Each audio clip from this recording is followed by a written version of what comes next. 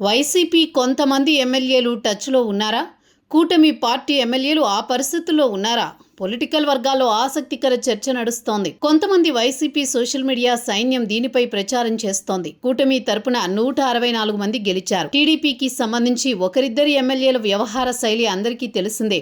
ఉమ్మడి చిత్తూరు జిల్లాకు చెందిన ఓ ఎమ్మెల్యేపై లైంగికపరమైన ఆరోపణలు రావడంతో పార్టీ పక్కన పెట్టింది. మరోవైపు ఉమ్మడి కృష్ణా జిల్లాకు చెందిన ఓ ఎమ్మెల్యే వ్యవహారం కూడా వివాదాస్పదంగా మారింది.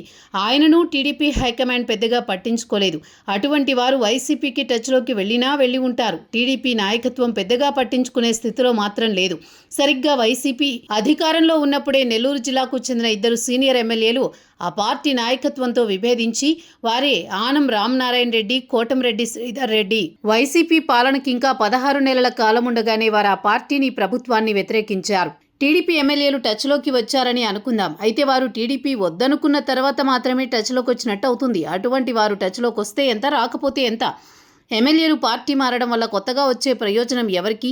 2014లో అధికారంలోకి వచ్చిన టీడీపీలోకి 23 మంది ఎమ్మెల్యేలు ఫిరాయించారు. వైసీపీ నుంచి ఫిరాయించిన వారు వీరు. అటువంటి 2019 ఎన్నికల్లో అదే వైసీపీ బంపర్ మెజారిటీతో అధికారంలోకి వచ్చింది. 2019లో అధికారంలోకి వచ్చిన వైసీపీలోకి 4 ఎమ్మెల్యేలు ఫిరాయించారు. కానీ 2024 ఎన్నికల్లో టీడీపీ బంపర్ మెజారిటీతో గెలిచింది. ఎమ్మెల్యేలు పార్టీ మారినంత మాత్రాన వారితో వచ్చే ప్రయోజనము ఉండదు. కానీ రాజకీయంగా ప్రభావం చూపే నేతలతో మాత్రం కొంచెం ప్రయోజనం ఉంటుంది.